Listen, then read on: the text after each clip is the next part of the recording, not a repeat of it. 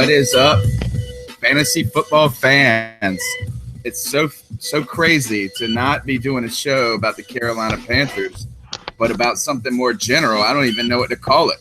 So we'll just call it the C3 Fantasy Football Challenge Podcast, Week 6. We've been on an every other week routine for this.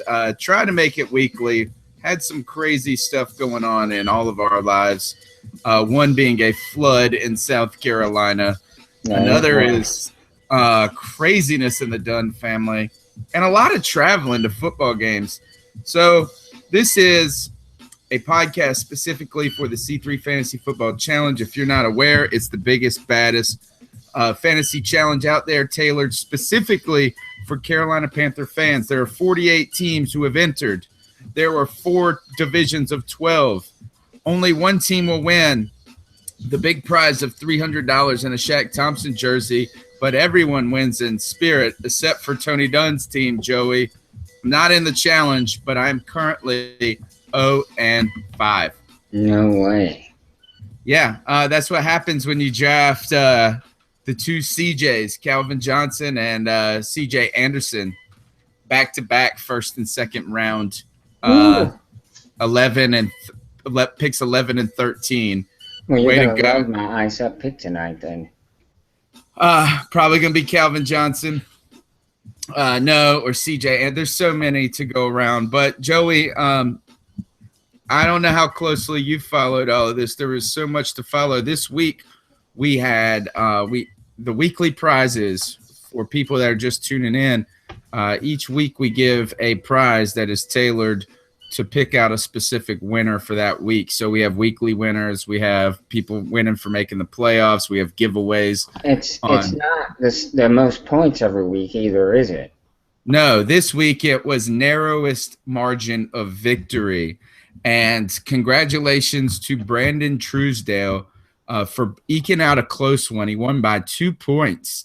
I was surprised that I thought 2 points was a big margin of victory in such a large contest, but 77.5 to 75.5, some real scorchers of a victory right there. Wow. He won a Panthers Snuggie to keep warm for Christmas time. And he has got to take a picture of him in it too. Oh, please. And put it up on the website. With footy pajamas. Absolutely. Just a quick box score, Joey, and let me see if I can show it to you guys. Maybe I can do that for people that are watching. You see? Desktop. App window. Let's see what we got. Boom. All right. So hopefully people can see this a little bit. I'll zoom up. Nope. I could change the camera angle. There you go. So he looks like he won. He did this, by the way, with his fantasy football quarterback, Matthew Stafford, scoring a whopping 5 points. He also had CJ Spiller in for 2.5 points. Alfred Morris. This is a real stinker, Joey. Sorry, guys. Aussie Superfly team, true Panthers fan. Some tough players in this. Let's go through. In fact, Joey, what we'll do is we'll just make this show about fantasy football tonight because I think I put up all the winners.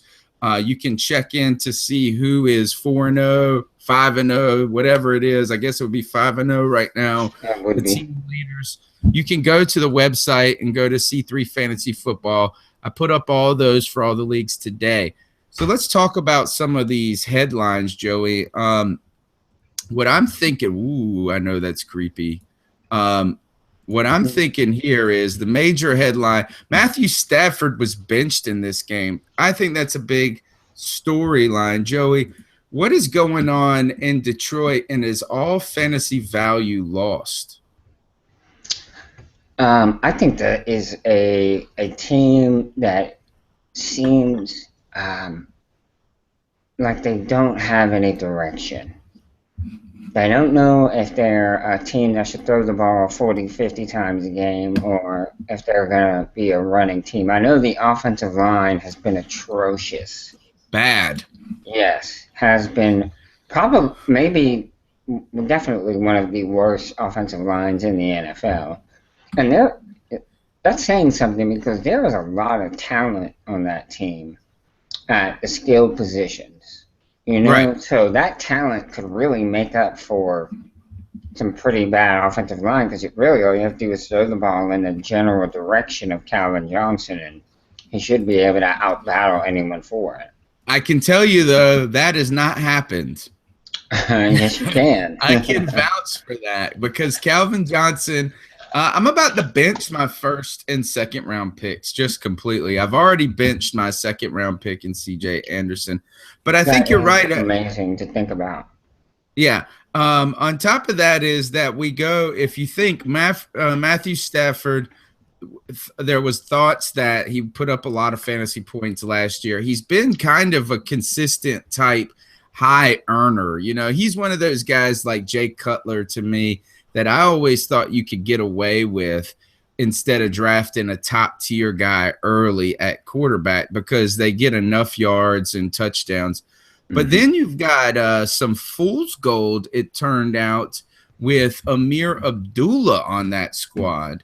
And you were right, is that he has had trouble holding on to the football. He hasn't been able to run. He was able to do it in the preseason, but they can't find a way to produce consistently. Is there an opportunity for them to turn it around? It's hard to see it right now. No, I don't think so. I think, there was talk of them possibly being a dark horse in their division, but I think it's more of a dark mule or a dark donkey. Yes. Because or a dark steaming pile of poo. Exactly. They are, like I said, I really feel that the team is not cohesive or, they're not one unit, focusing on doing one specific thing. I don't know if it's coaching. Makes you wonder about coaching, You were right because Matt Stafford has had a 5,000-yard season. Yeah. He's only the fourth player ever to throw for 5,000 yards. So the talent is there, no doubt. It's just they're not maximizing it. I think I hate to point at the coach, but you look at it and you're wondering, if he's able to have a 5,000-yard season, how can they be doing so poorly with all that talent? Well, I can tell you is it just goes to show you is how underrated a good offensive line is in the NFL. And we've seen several offenses take a step back. I was thinking about this when I was thinking about Calvin Johnson and how bad, and I thought Calvin Johnson was going to be a steal this year. I thought he was going to be a guy that he didn't put up big numbers last year because of injury, that he's still Megatron, that he was going to blow up and you were going to catch him late, second round type guy. So I kind of bet on that as a bad bet. But is there a team that has stepped backwards more than the Detroit Lions? They won like 11 or 12 games last year. They, you would think that he would come back from a subpar year, talking about mega fraud. You would think that he would come back and have a huge year, but I don't know if Stafford is sort of timid or if he's, a lot of, like, here's an example. We saw it with Matt Ryan in the Eagles game. I'm sorry, in the Redskins-Falcons game. When he got hit, he wasn't comfortable. You could tell he was he had a quick trigger in the pocket. He was wanting to get rid of that ball because he didn't want to get hit. And I know that does play into a quarterback's psyche during the game. But it still makes me wonder, Tony, remember how bad our offensive line was when we had Byron Bell? Right. We were pretty bad. But if we would have had Charles Johnson on the outside as a weapon, how good could this team have been even with that bad offensive line? Right. It's amazing that we actually played as well as we did, given the regression of a team like. And let's move on to another team that has seen similar troubles, starting with Jimmy Graham. Team True Panthers fans got Jimmy Graham at tight end. He just really hasn't been able to be that big of an offensive force. In fact, he only scored 4.5 points this week. Oh my God. Is it Seattle? Is this something that with Jimmy Graham you just got to stick with? You put a lot of, is there any, this is one thing I worry about as a fantasy football owner is how do you cut ties with a player that's this good, that's drafted this high in fantasy when you know that you need to eke out some extra points and he's just not getting it done? Do you consider benching Jimmy Graham? That is the craziest sort of thing ever. I think you have to. Well, let's speak about this week that's coming up. Marshawn Lynch is coming back. So there's going to be more opportunities taken off the table because Marshawn Lynch is going to get his. But they can't run the ball because their offensive line ever since Unger left, since that trade, that offensive line has just not been able to get it together. And that's affected Russell Wilson, which, in turn has affected Marshawn Lynch, has affected the receivers. And then the defense, you turn around and that means the defense has to be on the field longer. So they're not as strong late into the game as they were in the past. So speaking of the Seahawks, this is a beatable team with the Panthers coming off a bye and have yet to have a really good showing off a bye week. I think this is a prime opportunity for the Panthers to go into Seattle and win. But back to Jimmy Graham, I think because they're playing the Panthers, you have to bench him this week. I think what do you think about this is flipping to just the kind of injury questions on this, just glancing over these two rosters. And I think you can really glean a lot about just the entire fantasy world just by looking at these two rosters. What we got here, Blake Bortles, hurt shoulder, seems to be something that is not requiring surgery, but I heard today that there's a chance Blake Bortles doesn't play this week. So Jacksonville with no Blake Bortles means who knows behind him. I think it's Chad Henne. Chad Henne? That actually might not be that big of a downgrade. You're right. So I think also on the Jacksonville squad, TJ Yeldon pulled a groin. So could be problems there. Then you've got he had Aussie Superfly had Chris Johnson. By the way, Chris Johnson is averaging like 10 yards a carry. Yeah, he's quietly having a good season. Yeah, he rushed for over 100 yards, I think, this past week. 13 points. The problem there with Chris Johnson is there is another Johnson that is seemingly pretty big as well, and that is Dave Johnson, a rookie. And now you get the who's not Hightower. That's the old. Who's the guy that everybody likes? Coming back from injury this week, Ellington. So the question with Arizona is not a problem with injuries. Maybe if you're an Ellington guy, but how do you? Is there enough balls to go around with all those big Johnsons? Right, with all that talent around there. I mean, offensive, the air game, right. I mean, those guys are dynamic. Right, John Brown, Larry Fitzgerald, Michael Floyd, and then you add those two running backs. That's a lot of potential ball carriers or playmakers.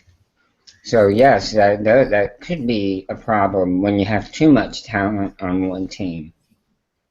Another injury report, Tyrod Taylor injured, not going to be playing for the Bills this week.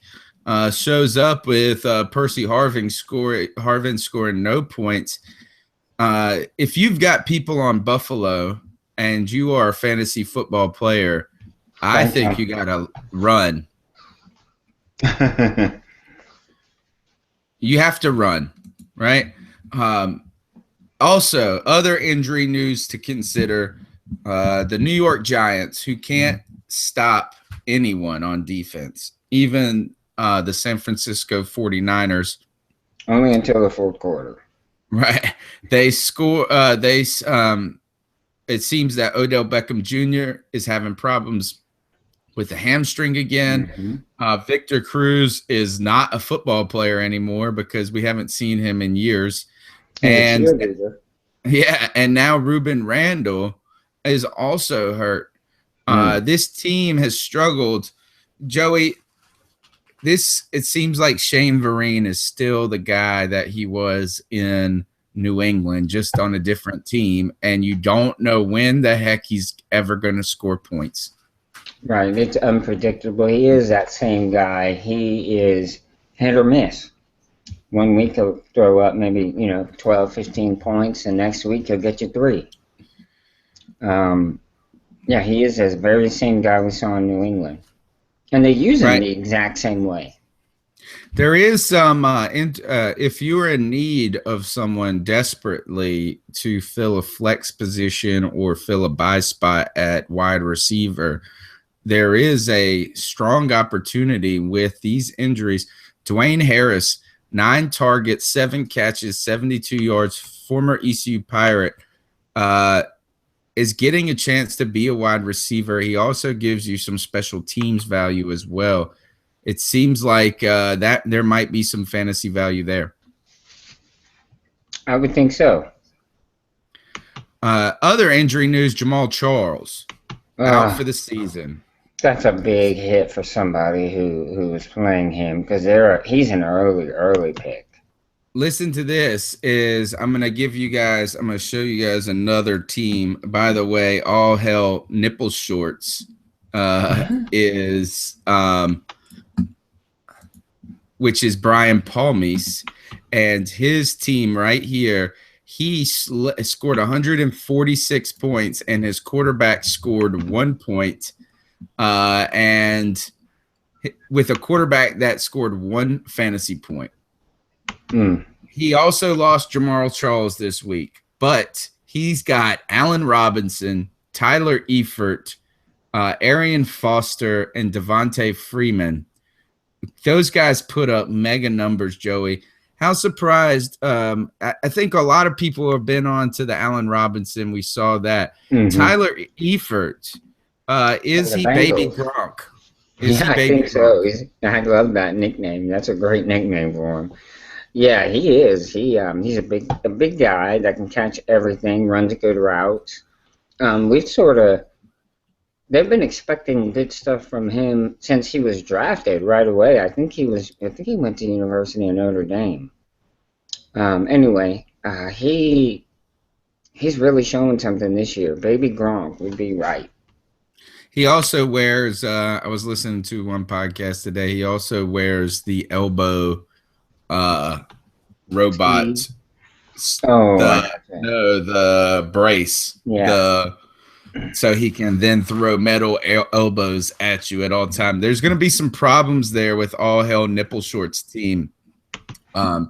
It seems like, let's see who he's got on his bench. Brian Palmise, Mike Evans, Brandon Cooks, Decker, Ryan Tannehill. Ugh. He's struggling at quarterback. He is. There's going to be, just to let you guys know, he's probably going to have to sub up Devontae Freeman into that Jamal Charles spot. He can keep Arian Foster in. Devontae Freeman is having a whale of a year. I don't know why he wouldn't be playing him in the first place. He had 34. Well, he played him in the flex. He had 34.5 points because he had Jamal Charles as his starting running back. Right. Well, I think Freeman. Now we know who the starter is. Yeah. Speaking of guys that are having monster years in just 2 weeks only, Todd Gurley put up 22 I fantasy know. football points. He's a monster, man. Would you trade a Panthers first round pick for him straight up? Heck yes. Would you do that in the fourth? Yes. I think so too. Because he's Um, freaking amazing. okay, let's go to yeah, he is freaking amazing. Let's go to some other fantasy relevant headlines. Brandon Whedon has been informed that he has been benched. They're going to go with Matt Castle. Brandon Whedon, who I don't know if he's ever won an NFL football game. It seems like if you are there, is there any fantasy value on the Cowboys? It seems hard to believe there is. Is Castle maybe if you had a quarterback that went down? Is that somebody that you would consider giving a go, Joey? Who are they playing this week? Ooh, they're on a bye this week. Okay, then yes, I would definitely not play Castle. Good point. Maybe in 2 weeks. All right, Julio Jones also doesn't know if he'll play. Right, that's a big question mark because I know Julio was a high draft pick for somebody. So that could really hurt a team. And even when he's been playing injured, he's not really. I mean, last week he got some points by a lucky Johnny on the spot play with that touchdown recovery in the end zone. Otherwise, he wouldn't have gotten very many points. Bad news for Martavis Bryant fans: knee injury in practice this week. Not good, even though he was activated. Let's talk about somebody that does have some fantasy value who I actually made a waiver claim for. So I just got to wait 24 hours to see if I'll get him. And that is Charcandrick West, who they say has a more similar skill set to Jamal Charles than the other guy, Nile Davis. It's not that Kansas City has had a great offensive line. It seems that Jamal Charles has been great. There could be some fantasy value there. Joey, I think running backs right now, what we see, Jamal Charles has gone down. Justin Forsett, another one, it looks like appears to be a high ankle sprain. This suffered in this past week game. Also been a letdown overall this season. Jonathan Stewart hasn't put up any fantasy football numbers. I don't think he's even gotten a touchdown this year. You also have TJ Yeldon, who has suffered an injury. Melvin Gordon has been a disappointment. There's a lot of problems at running back. Another Frank Gore, Joey. What are you doing if you're one of these guys that has a LaShawn McCoy and you're searching the waiver line? Is there any guy that stands out maybe to you other than Charcandrick West you might be interested in trading for that has some hidden value or you can pick up on the waiver? Well, the guy that came in and subbed for Beast Mode, he came in and played for him. He did pretty well in Beast Mode's absence. But Marshawn Lynch comes back this week. This week, right. So we'll see how much they play him, but that's just something to keep an eye on, I think. It wouldn't hurt to pick him up because what if the beast mode goes down again this week, yeah, that is a good idea. Is that at this point, I think that unless you're willing to give up some real fantasy value, right, and trade somebody that is worthwhile, you're looking for a guy that is going to step into a position if something bad has come about. There's a guy in Detroit, Reddick. Does that sound right? Riddick? I think so. Yeah. Lions. Running back, right? Reddick. I think it seems like Theo Riddick. He's gotten a lot of points in garbage time where they like him a lot in passing situations, and it seems like they're in a lot of those. I think another one is it Buck Allen?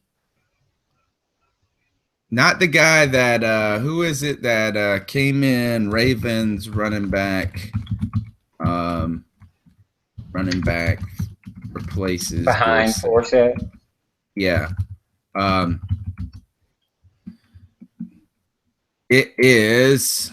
Holy cow! What is his name? It's not Buck Allen. Is Buck Allen the one in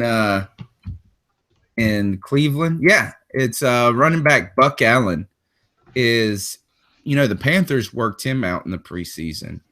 Javoris Buck Allen is a high offensive prospect. There might be there's no offense in Baltimore. That's the guy right there, in my opinion, if you want to get guaranteed touches.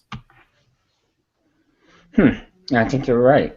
I think if Forsett has the high ankle sprain, he may be out this week, just as a chance to give him some recovery time. And not who the Ravens got this week? Let's see, Ravens. They play the 49ers. That's not a terrible matchup right there. That's a winnable game. Yeah. It's in San Francisco, though, which is going to be difficult. 49ers might be catching a little momentum right now, if there's such a thing. But Baltimore is 1-4. They need a win. You think that they're eyeballing this one on the schedule when they got to play the Cardinals the next week on Monday Night Football. Yeah, this is a must-win. This is a must-win for them. That's a good one. Just a couple of other kind of names to throw out there. Let's see, at running back or wide receiver, here's some names on NFL.com. Stephon Diggs, Minnesota Vikings, not owned by many. Dwayne Harris, we mentioned. Josh Huff for the Eagles. Not many people have own him, only 0.1%, but he seemed to have more value than Nelson Aguilar, who's been nicked up this year. Wow. Almost be looks like Devin Smith might be returning for the Jets. 15 targets over the past 2 games. Smith, like Diggs, is coming off a bye, so many owners might have that could be a home run hit right there. Fitzpatrick isn't an inept quarterback. No, he's a Harvard grad for one, so he's got it cerebrally speaking, and he seems to have the you don't have to have a great arm in that offense. You just have to be accurate. All right. Well, Joey, we're going to close up the fantasy football podcast, and I just want to ask you to comment on this. Have we completely seen the end of the era of one of the greatest fantasy football players of all time, Peyton Manning, the Sheriff? I think so. More interceptions than touchdowns. What do you do if you got Peyton Manning as your quarterback? Hit the waiver wire. Hit the waiver wire? Yeah. Is it just time to cut and part ways, huh? I think so. I don't see him improving as the year goes on. All right, this is the C3 Fantasy Football Challenge podcast, week 6. Hopefully we gave you guys some insight. I know I've got a lot of moves to be made. A lot of claims are in. This is the time where you can turn it around.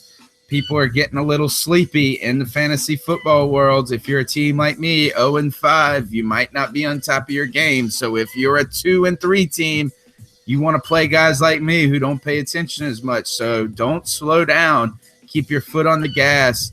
Try to make some moves if you can. Check us out tonight at 10 p.m. for the C3 podcast. Will Carolina be sleepless in Seattle? Joe, thanks for joining me. Hey, it was a pleasure. Look forward to 10 o'clock. It's going to be a great show. Word up. I'll see you soon, brother. Okay, man. Good night.